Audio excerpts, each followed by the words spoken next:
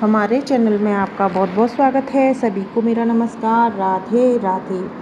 आज हम सुनेंगे वैशाख मास कथा अध्याय 16। आइए शुरू करते हैं। ऋतुदेव जी कहने लगे, भगवान के दर्शन के आनंद में मग्न हृदय वाले उस राजा ने तत्काल शीश झुका प्रणाम किया और बहुत देर तक आकुल नेत्रों से विश्वास मत देव जगदीश का दर्शन करता रहा।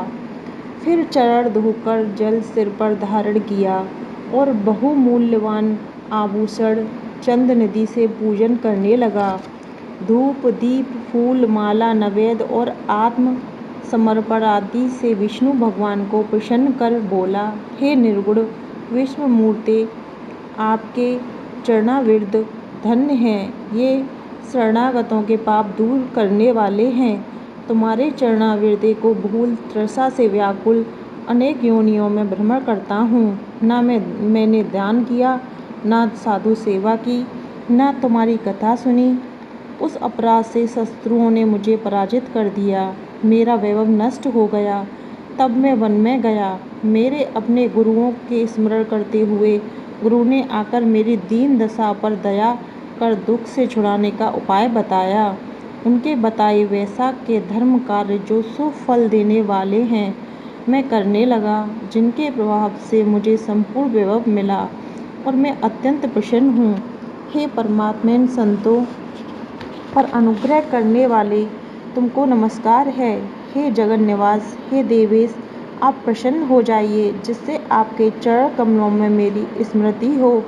हे प्रभु, पुत्र स्त्री कोष्ठी में मेरी आसक्ति ना हो। मेरा मन आपके चरणारविंद में लगे। मेरी वाणी आपकी दिव्य कथा कहने में लगी रहे।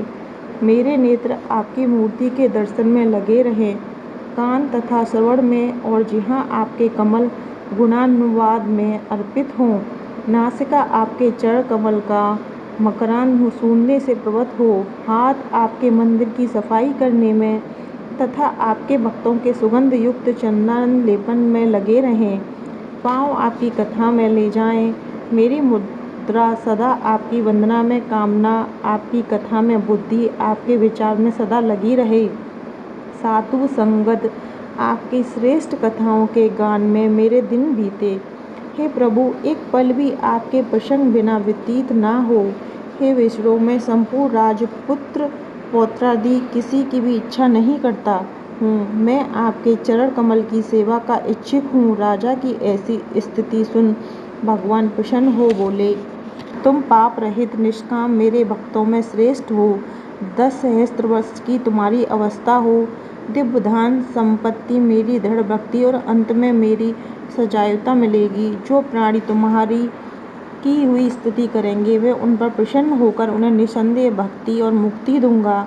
आज के दिन अक्षय तृतीया में स्नान दानादि करने, गोदान करने, बेलदान करने, पितृश्वरों के निमित्त श्राद्ध करने से अक्षय फल प्राप्त होता है। मृत्यु जरा भय पाप सब नष्ट हो जाते हैं। मैं वैशोक्त धर्मों से प्रसन्न होता हूँ, जिनके करने से ताप अव्यय पद प्राप्त होता है। जो प्राणी मेरे चरणों का स्मरण करेगा और प्रायश्चित की भी आवश्यकता नहीं। तुम गुरु के उपदेश से वन में आ वैशाख के धर्मों पर तत्पर हुए और जगत के नाथ भगवान की आराधना से तुम्हें सब वस्तु प्राप्त हो गई।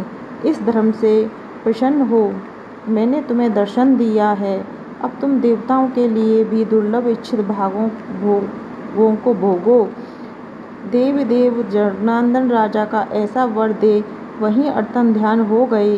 तब वह राजा अत्यंत प्रसन्न हुआ। तदंतर गुरु महात्माओं का सत्संग कर नित्य प्रति ज्ञान प्राप्त करने लगा और वासुदेव भगवान के अतिरिक्त किसी को नहीं मानता था।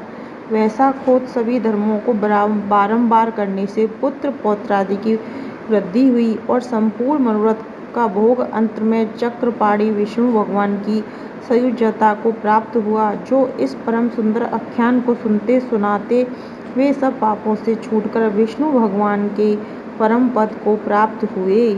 तो यहाँ पर हमारा 16वां अध्याय समाप्त होता है। आपको हमारी वीडियो कैसी लगी कमेंट बॉक्स में ज़रूर बताएं। इस तरीके की वीडियो सुनने के लिए हमारे चैनल को सब्सक्राइब करें, वीडियो को लाइक शेयर अवश्य करें। सभी को मेरा नमस्कार।